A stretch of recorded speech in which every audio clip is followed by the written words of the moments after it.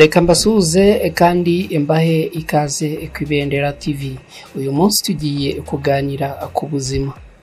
Mu kiganiro cy'ubuzima cya none turagaruka ku gikorwa bamwe bakunze kwita guhumekera hasi cyangwa se gusura. Kuki ibi bibaho?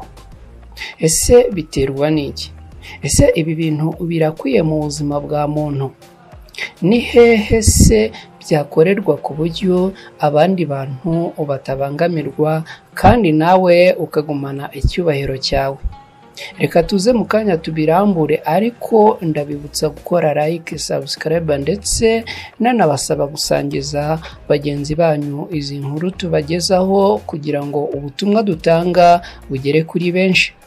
Reka mu kanya gato cyane tuze dutangire turambura iyi nkuru, muri kumwe nanjye ya Kreti Ntirushwa. Ikaze.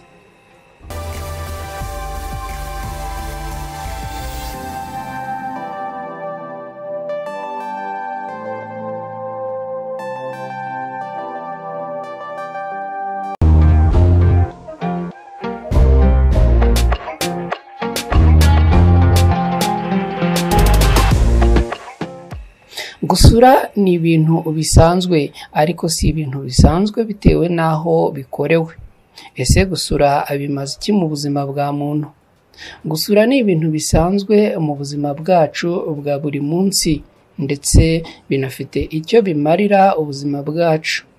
Niba utarabagwa ariko waba warigeze wumva uwabazwe, nta kintu aba yemerewe gufata mu gihe atarasura.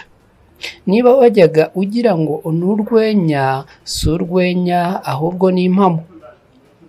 Ibi biba cyane cyane iyo yabazwe abyara cyangwa yabazwe inyama zo mu nda.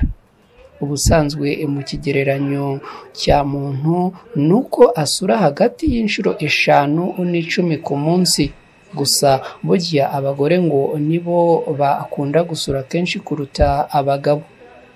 Hari igihe dusura umusozi ukavuga cyangwa ntuvuge, rimwe na rimwe ukanuka ubundi ntunuke.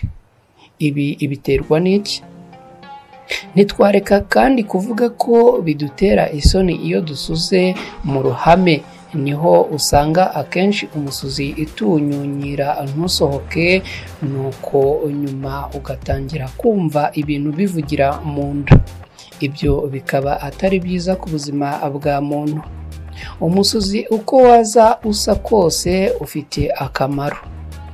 Mu mara yacu habamo amamiliyoni menshi ya za bagiteri, zikaba zifite akamaro ko gukamura intungamubiri mu byo tuba twariye. Si ibyo gusa, kuko zinafasha kandi mu kongerera ingufu ubudahangarwa no gutuma urwungano ngogozi rukora neza. Muri icyo gikorwa cyazo rero niho rimwe na rimwe haza ibyuka mu mara, nuko bikagenda byisunika bigana hanze bigatanga umusuzi. Uwo musuzi ushobora kuza uvuga bitewe ahanini n'ingufu wakoresheje ugira ngo usohoke, cyangwa se uburyo aho usohokera hafunganye. Gusa hari ibyo kurya bituma abantu basura cyane. Muri ibi ngibi twavuga ibishyimbo, ibirayi, ubunyobwa n'ibibukomokaho, soya n'ibizikomokaho, ingano n'ibizikomokaho, kimwe n'amata n'ibiyakomokaho. Ibi byose icyo bihuriraho nuko bikungahaye cyane ku bitera imbaraga, ari byo carbohydrate, bityo mu igogorwa ryabyo hakaba hasohoka ibyuka byinshi. Ese kuki umuntu ashobora gukora iki gikorwa bikanukira abandi bantu? Ibi biterwa nuko mu byo umuntu aba yariye haba harimo ibirimo ikinyabutabire cya sulfure, cyangwa ukaba uri gufata imiti irimo sufure. Ibyo byo kurya twavuga nk'amashu, ibitunguru, amafi, inyama, amagi n'ibindi. Gusa ibivugwa ko uwo musozi waba ukingira kanseri byo nta bushakashatsi burabyemeza. ariko ubushakashatsi bwa vuba bwerekanye ko bifasha kurwanya indwara zimwe z'umutima nubwo ubushakashatsi butaremezwa neza. Icyakora gusura umusuzi unuka buri gihe byerekana ko umuntu afite ikibazo mu mikorere y'amara, cyane cyane ushobora kuba ufite indwara izwi nka Crohn's disease. Niba ibi bikubaho rero wajya kwisuzumisha bakaba bakuvura kuko ibi ngo biravurwa bigakira. Mu gusoza iki kiganiro reka tuvuge ko gusura byerekana ko bagiteri zo mu mara yawe ziba ziri gukora neza ndetse n'igogorwa rikaba riba ryagenze neza.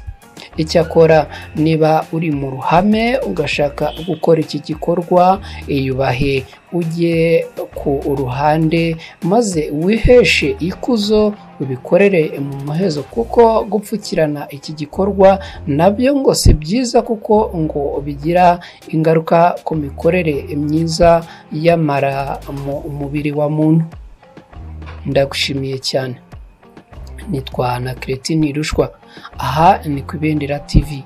Ndabibutsa ko twari mu kiganiro cy'ubuzima. Niba wifuza kujya ukurikira inkuru tugutegurira tukanazikugezaho, nta yindi nzira ni ugukora subscribe kuri channel yacu ndetse ukakora kuri ako kantu kameze nk'inzogera, maze notification y'inkuru dukora ikazajya ikugeraho uri uwa mbere. Ibyo iyo bikoze uba uduteye inkunga ikomeye cyane, kandi natwe biduha imbaraga mu mikorere yacu ya buri munsi. Ngaho ndabashimiye cyane, mwirirweho, mugire amahoro n'amahirwe, mugire ubuzima bwiza.